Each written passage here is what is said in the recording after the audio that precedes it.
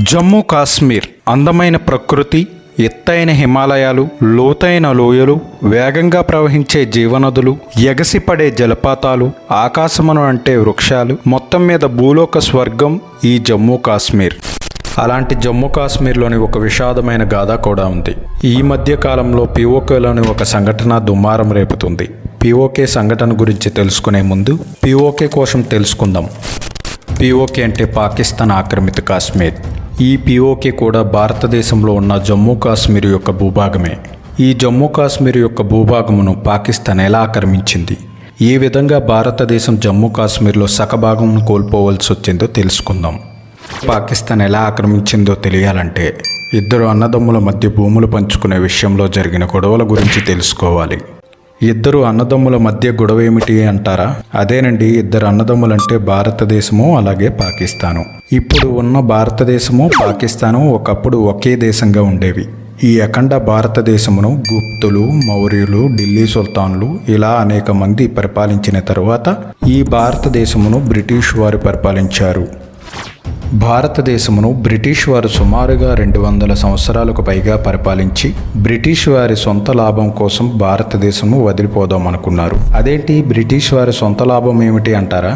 అదేనండి, వాళ్ళ దేశంలో జరిగిన పాలిటిక్స్ కోసం. మన దేశంలో ఇప్పుడు జరుగుతున్న పాలిటిక్స్ లాగే ఉచిత పథకాలు ఆశ చూపినట్లుగానే బ్రిటిష్ దేశం ఇంగ్లాండ్లో 1935వ సంవత్సరంలో అక్కడ ఎలక్షన్స్ జరిగాయి. అప్పుడు 2 పార్టీలు ఉండేవి. ఒకటి కన్జర్వేటివ్ పార్టీ, 2 లేబర్ పార్టీ. ఈ కన్జర్వేటివ్ పార్టీ అధికారంలో ఉండేది, లేబర్ పార్టీ ప్రత్యర్థిగా ఉండేది. 1935 ఎలక్షన్ సమయంలో లేబర్ పార్టీ వారు భారతదేశంకు ఒక హామీ ఇచ్చారు. అదేమిటంటే లేబర్ పార్టీ అధికారంలోకి రాగానే భారతదేశంకు స్వతంత్రం ఇస్తామని. అన్నట్టుగానే ఎలక్షన్స్లో లేబర్ పార్టీ విజయం సాధించింది. బ్రిటిష్ వారు ఇంకా భారతదేశంకు స్వతంత్రం ఇవ్వడమే బాకీ. బ్రిటిష్ వారు భారతీయ లీడర్లకు మీ దేశం మీకు ఇచ్చేస్తాం, ఇంకా భూభాగంను ఎలా పంచాలని అడిగారు. దీనికి మన నాయకుల దగ్గర ఎటువంటి సమాధానం లేదు. అప్పుడు ముస్లింలకు లీడర్ అయిన జిన్నా తాతయ్య ముస్లిం కాబట్టి ముస్లిమ్స్ ఎక్కువగా ఉన్న ప్రాంతమును ప్రత్యేక దేశంగా మాకివ్వండి అన్నాడు. దీనికి మన నాయకులు ఒప్పుకోలేదు. జిన్నా తాతయ్యకి కోపం వచ్చి డైరెక్ట్ యాక్షన్ డే అనే నినాదాన్ని ముస్లింలందరికీ ఇచ్చాడు. హిందువులకు ముస్లింలకు గొడవలు పెట్టాడు. దీనివల్ల ముస్లింలు ఎక్కువగా ఉన్న ప్రాంతాల్లో ఉన్న హిందువులపై దాడులు, హత్యలు, రేపులు జరిగాయి. ఈ గొడవలలో చిన్న పిల్లలను, వృద్ధులను వదలకుండా అతి కిరాతకంగా చంపేశారు. ఈ గొడవలను చూసిన భారతీయ నాయకుడైన మన గాంధీ గారు కలిసి కొట్టుకోవడం కంటే విడిపోయి సంతోషంగా ఉందాం అని జిన్నా తాతయ్యకు చెప్పడంతో జిన్నా తాత ఈ గొడవలను ఆపేశాడు. ఆ తర్వాత బ్రిటిష్ వారు 1947లో స్వతంత్రం ఇచ్చిన తర్వాత సరిగ్గా 2 నెలలకు జమ్మూ కాశ్మీర్లో సగ భాగమును పాకిస్తాన్ ఆక్రమించింది. అదెలా అంటారా? భారతదేశము పాకిస్తాను విడిపోయిన తర్వాత భారతదేశంలో కలవని 562 సంస్థానాలు ఉన్నాయి. అందులో ఒకటే ఈ జమ్మూ కాశ్మీర్. ఇది అటు పాకిస్తాన్లోను ఇటు భారతదేశంలో కలవమని తేల్చి చెప్పేశాయి.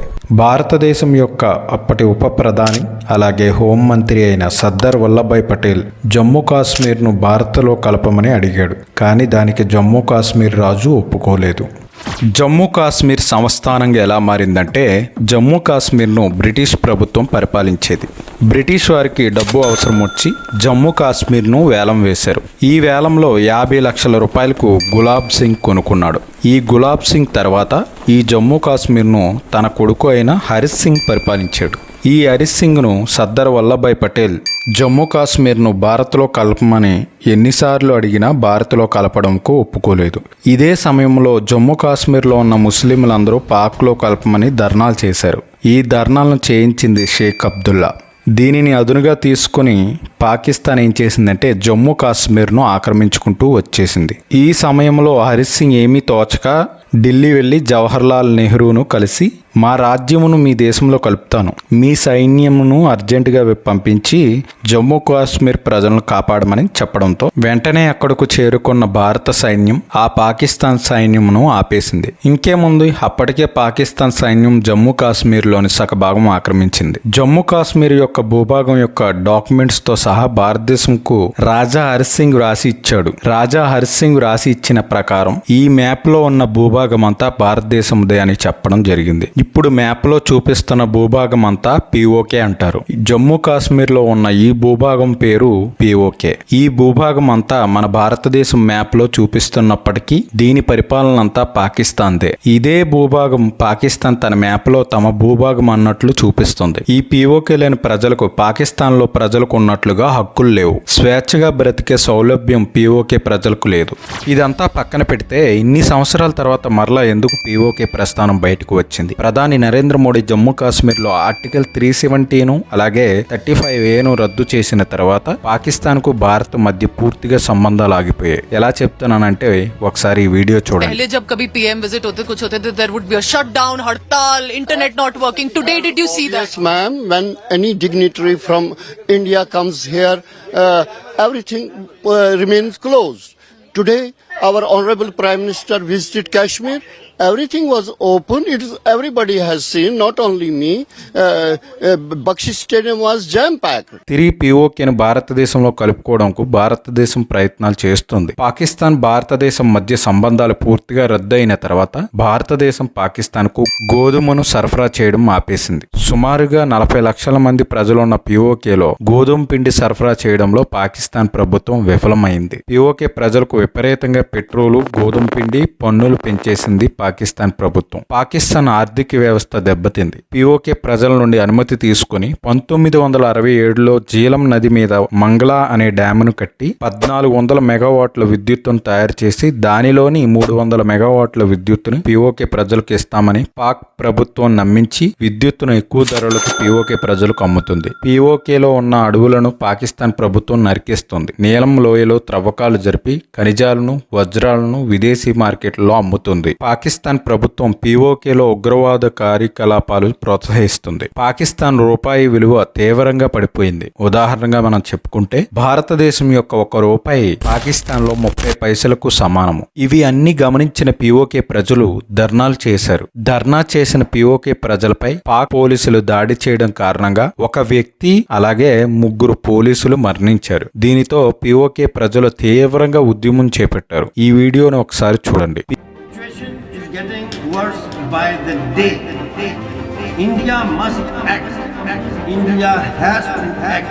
India now should focus all its attention on Pakistani occupied Jammu and Kashmir. PoK ప్రజలను భారతదేశం కాపాడగలదని, పీఓకేను భారత్లో కలపడంకు మాకు ఇష్టమే అని పీఓకే ప్రజలు అంటున్నారు. ఎన్నికల వేళ భారత ప్రభుత్వం ఈ మాటలను సీరియస్ గా తీసుకుంది. పీఓకే కోసం మన భారత ప్రభుత్వం మాట్లాడిన మాటలు మీరు వినండి. कश्मीर जो पाक ऑक्यूपाई कश्मीर है वो भारत का है या नहीं है? Jammu and Kashmir and saying that, you know, how is it that people today are actually progressing there? I don't know what you mean by merge, because it has been India, it is always India. Still 6 महीने के अंदर आप देखेंगे कि पाक अधिकृत कश्मीर भी भारत का हिस्सा हुआ. 600 అయినా మళ్ళీ మోడీ గారు 3వసారి ప్రధాని అయితే పీఓకేను తెస్తామని చెప్తున్నారు. ఎలా అంటే ప్రధాని అయ్యాక జమ్మూ కాశ్మీర్లో ఉన్న ఆర్టికల్ 370ను 35A రద్దు చేయడం, శ్రీరాముని జన్మస్థలమైన అయోధ్య వివాదము సరిదిద్దడం, భారతదేశంలో వేల సంఖ్యలో మరుగుదొడ్లు నిర్మించడం, ప్రతి ఒక్కరికి బ్యాంక్ ఖాతాను తెరిపించి డిజిటల్ పేమెంట్ విధానాన్ని తీసుకురావడం, ఇంకా మరెన్నో. ఇవన్నీ చూస్తుంటే పీఓకేను మరలా తెస్తారు అంటారా? కామెంట్లో మీ అభిప్రాయం మాతో పంచుకోండి.